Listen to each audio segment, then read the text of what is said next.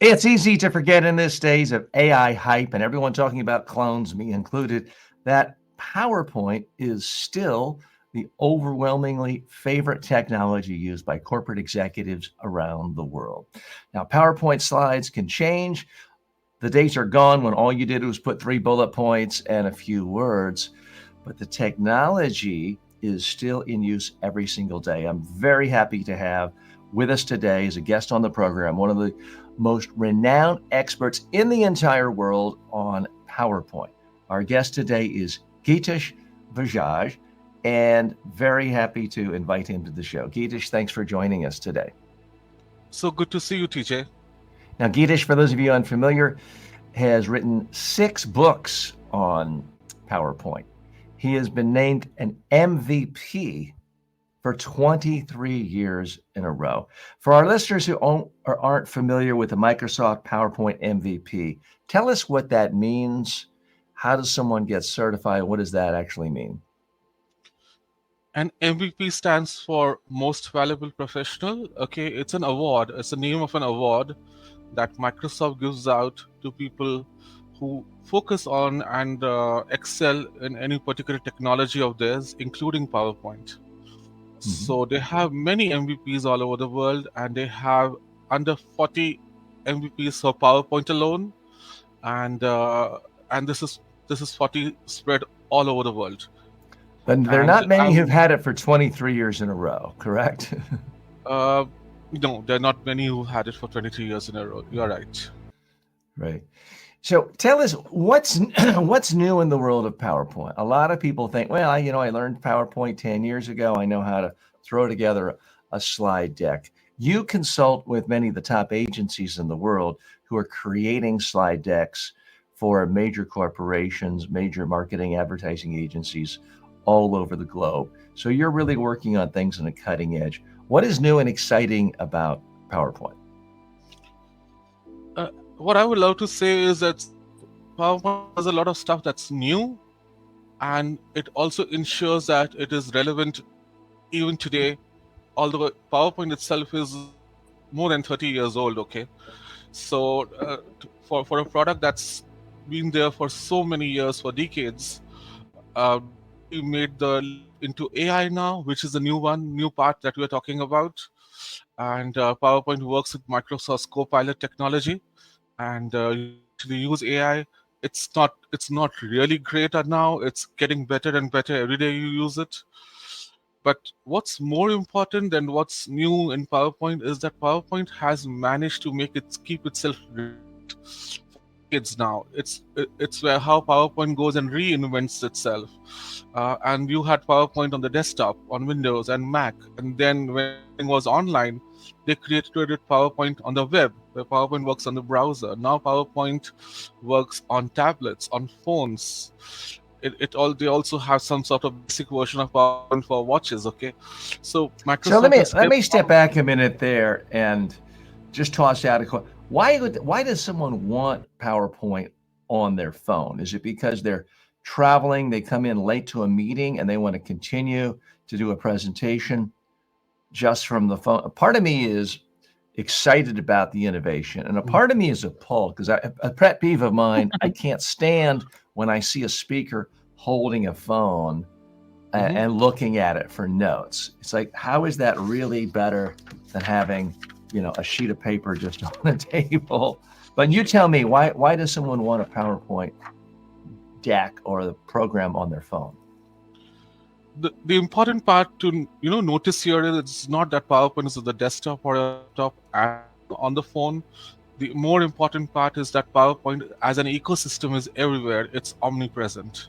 So you Mhm. continue using PowerPoint on the laptop, but if you are on your big screen, connect to a projector, do a webinar as you're doing, okay?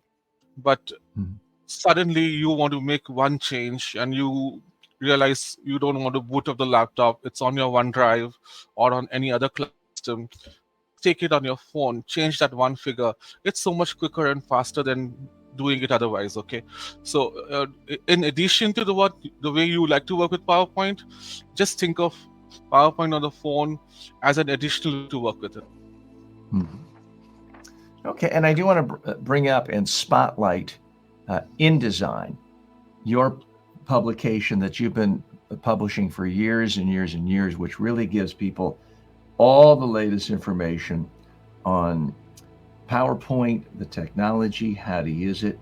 Give us a little more of an in-depth background of what people find when they come to InDesign and when they subscribe. So when you come to InDesign, we have two types of visitors on InDesign. The first one is people who are subscribers to InDesign. They come to know what the new content is. They come to update themselves. They sign to our newsletter and stuff like that. And then we get the organic search from people who go on Google and or any other search engine, and that leads them to InDesign. And why would they come to InDesign? They would come to learn more, not only learn about how to use PowerPoint skills, but also know what other people are using PowerPoint for, okay, and stuff like that. And we also have interviews with people. We also featured you once in a while ago, and we feature all sorts of experts who share their ideas, their thoughts, their outlooks with the rest of the world. So it's a win-win situation for all of us, okay, to get there on InDesign and find out what's new in PowerPoint and what they can learn and how they can get better. Mm-hmm. Now, Geetesh, you and I have known each other and collaborated for about a decade now, but I'm not sure I've ever asked you, how did you way back in the day first come across PowerPoint, a PowerPoint slide or a deck and think, you know what, I'm going to make a whole career out of this? It did not happen that way. It was much more organic. It evolved, okay. So what happened is I started creating decks for some clients, which I was doing other computer work for them, and I really liked doing what I was doing, and started spending a lot of my time on PowerPoint, and I ran into quite a bit of roadblocks, not knowing whom to ask. So I used to go into the news groups. In those days, news groups were, did not have the graphical user interface that we have today. You actually went into like what is a DOS screen, a black screen, and stuff over there, and you've And got this was, content there. sorry to interrupt, this was what year and what were you doing as you were right At before you least started doing this? at least 25 years ago.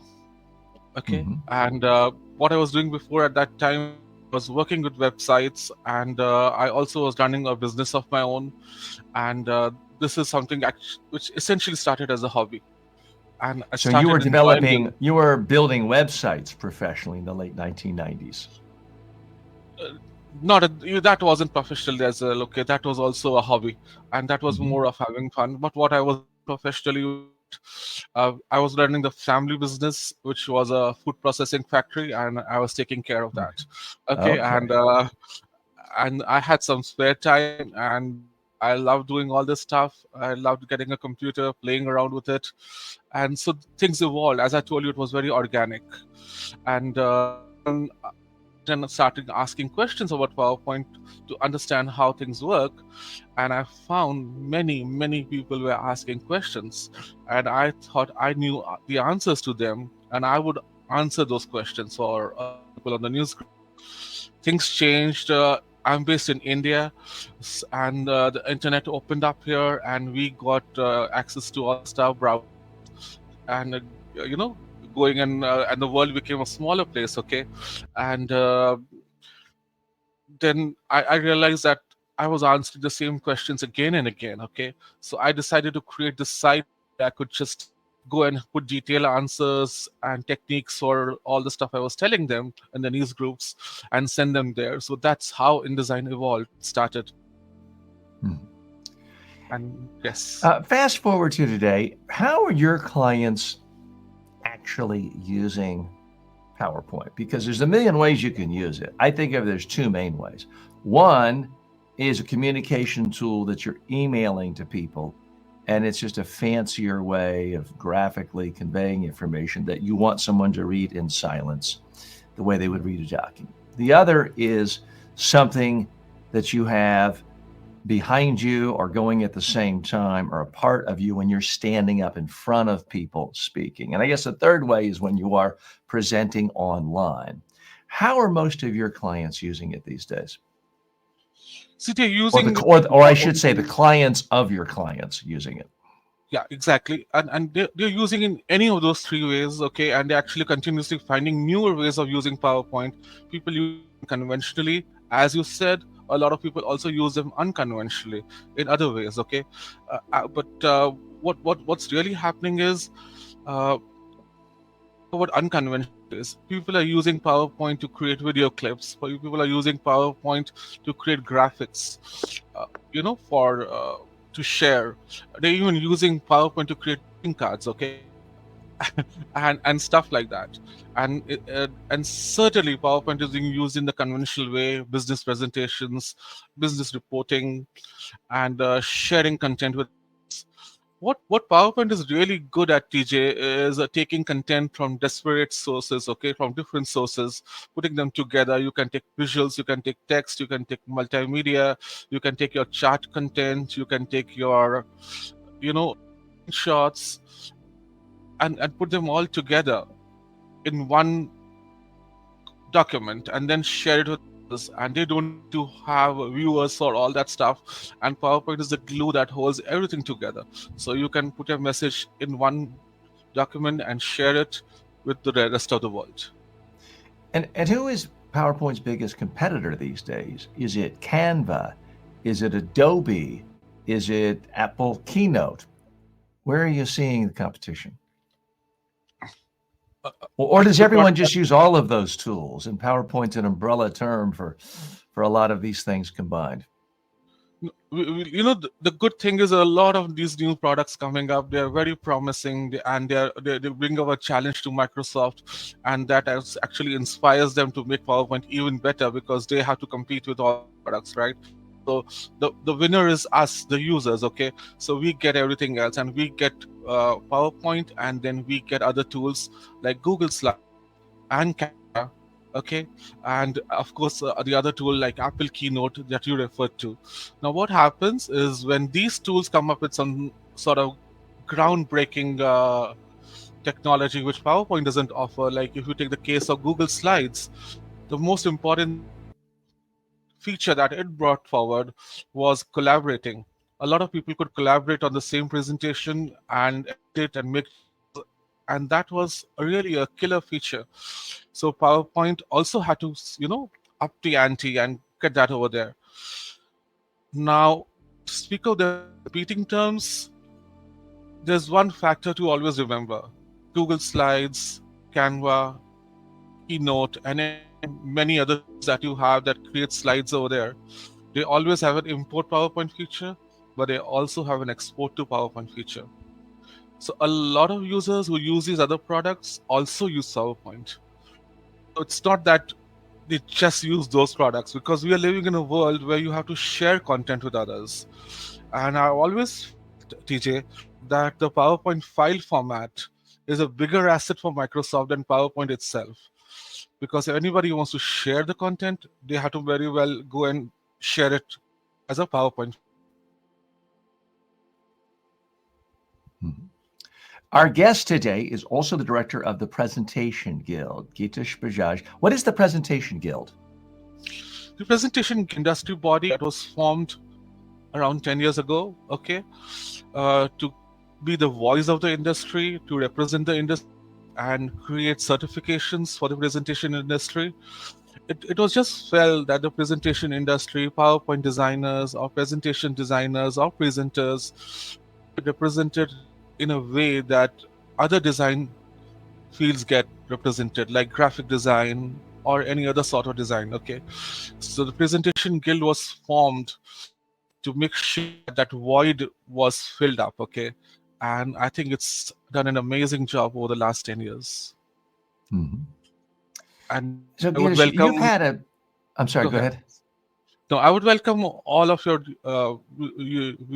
viewers to actually go to Guild's website, take a look around, and I'm sure if you are interested in presentations, this will be of real interest to you.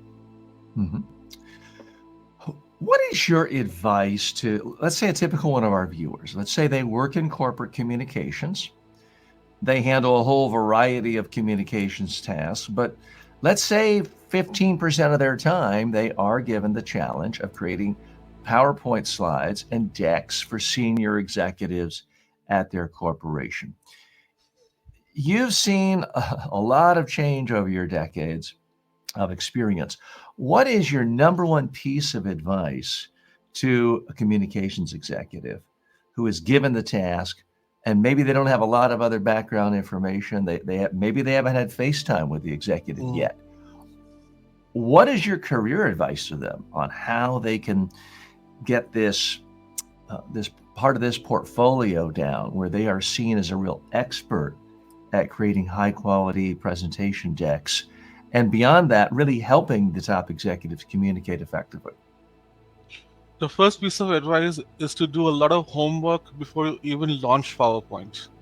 Get to know the executive who's presenting, okay? The person that the chairman, the president who's presenting. Get to know them better, get to know what their message is. If it's not possible to get to know them in person, try to go and do some research on them and try to get a feel of the person. So you go and create a presentation for someone, you and it's very difficult to create a presentation on someone you don't know. Okay, so in a certain way you not need to get to know that person. It's only when you get to know the person well, then you can actually create the message that person is comfortable delivering to their audiences. Now once you've got there, create a message, create a storyboard, and send it to them for their approval, and ask them to share their thoughts with you on what they think is appropriate or what is not, what they would like to add to that content. Only when you have this sort of messaging in place, then it's good to launch PowerPoint, work with the presentation program, and create slides. You'll do a far better job of doing so if you really have this background information in place. Mm-hmm. By the way, if you want to get a hold of Geetesh, we have linked in the show notes links to his LinkedIn account, his Instagram account, and his main online home, InDesign, which is a fantastic resource. I pulled it up here, indesign.com, where you can find anything and everything related to designing on PowerPoint. So check that out. Geetesh, in all of your travels and meetings with Microsoft, have you ever met the actual creators of PowerPoint? I mean, I forgot who they are, and I understand they sold it to Microsoft in about 1980, 82? So PowerPoint was not actually a Microsoft product. It was created by a company called Forethought, and Microsoft acquired. Mm-hmm. And one of the executives, Robert Gaskins, he actually continued working with Microsoft for many years after that. We did a few features with him on InDesign, so your viewers are welcome to go and InDesign and search for Robert Gaskins, and there's a lot of exclusive information that's over there. He's actually also written a book on his whole experience. He's runs a website, so he no longer works for Microsoft. He's retired from Microsoft now, but there's a lot of interesting. I'm sure they took good care of him, but I'm just wondering if you ever said, "Wow, do you wish you'd started this a few years later and been like Canva," where I understand that the creator of Canva became a billionaire because I'm sure there's a big difference between what the Microsoft paid him in 1980 versus becoming a billionaire, but I'm sure he did quite well. So we won't pass the tin cup for him. Sure. Hey, I've got a selfish question for you. It just occurred to me. My own perception is the industry of PowerPoint has gotten bigger and bigger and bigger. There's more design companies, there's more consultants, and bigger companies. They are spending a fortune when it comes to, actually paying outside companies, but more important, the time of executives between the legal review and investor relations review and the CTO review of a deck. Any one deck at some point, if you added up the direct and indirect cost, could be tens of thousands of dollars sometimes. And so my frustration is, why are companies spending sometimes $50,000 on a PowerPoint deck and yet spending zero time on a trainer, being self-serving now, to actually rehearse the exec? Oh no, we don't have time or money. Well, you spent 100 hours between all the different executives touching the slide deck. And if you add up their time, some of them are charging $200, $500 an hour if it's a legal counsel. They're spending, in many cases, in excess of $10,000, $20,000 on a slide deck, and yet they don't spend time actually rehearsing it with a trainer. Do you have any advice, not necessarily to me, but to, let's say, younger presentation skills coaches of how they can get a part of that business? Do they need to go into the slide building business to be a part of it? So, you know something, what you said is so true, okay? But there are exceptions.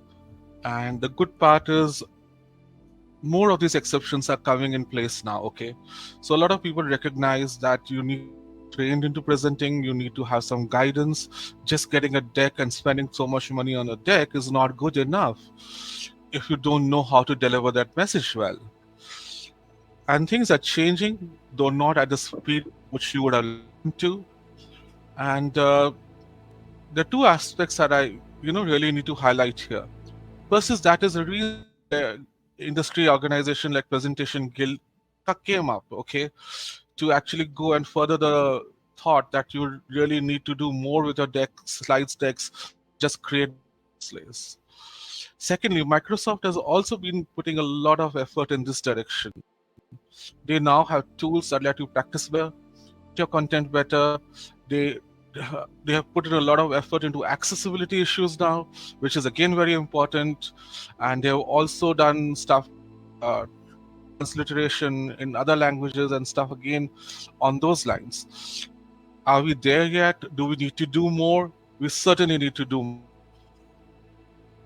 But the biggest disadvantage here, the biggest bottleneck here is a lot of people are not aware that they need AI in the first place. So we need more awareness of that on that front to to cross that bridge. You also spoke about Canva a while ago, and when they got into presentations,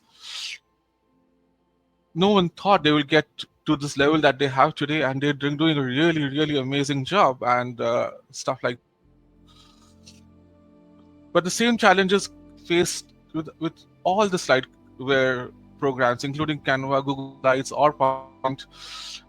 The people just, there are a lot of designers spending, as you said, thousands and thousands of dollars creating those content, and then they're not really spending that sort of effort to understanding how to deliver it, how to leave a message, how to make sure the audience remembers it.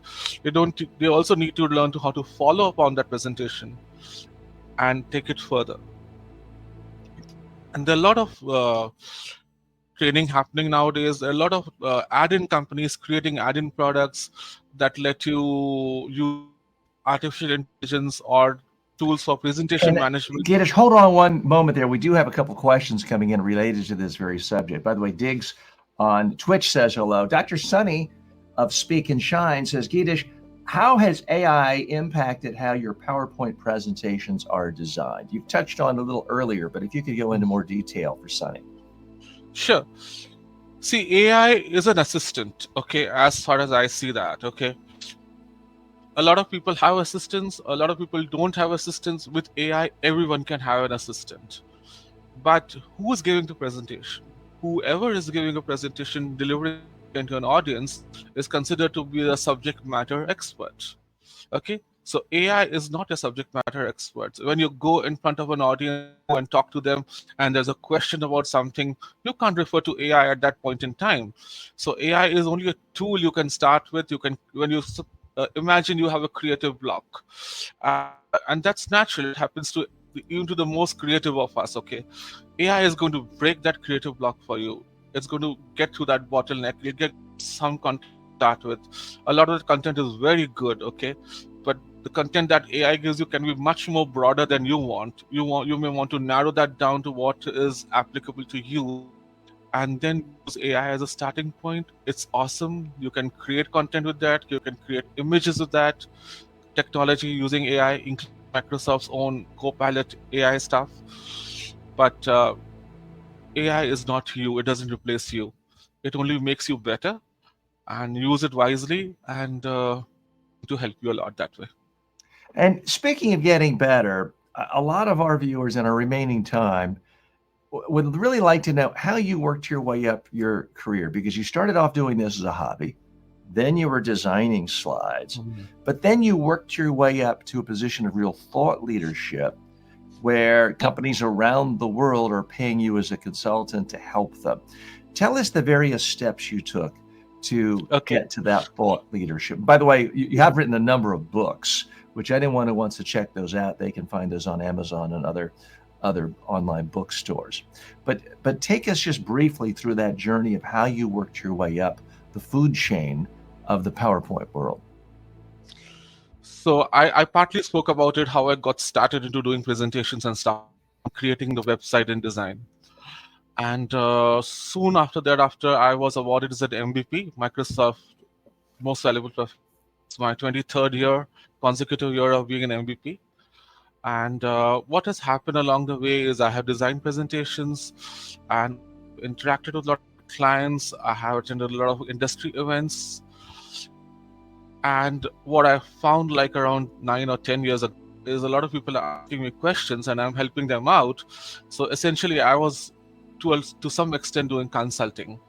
So again, this was organic and part of evolving. I got into consulting, and now what I primarily do is do consulting to presentation companies, PowerPoint add-in developers, PowerPoint designers, and organizations and stuff like that.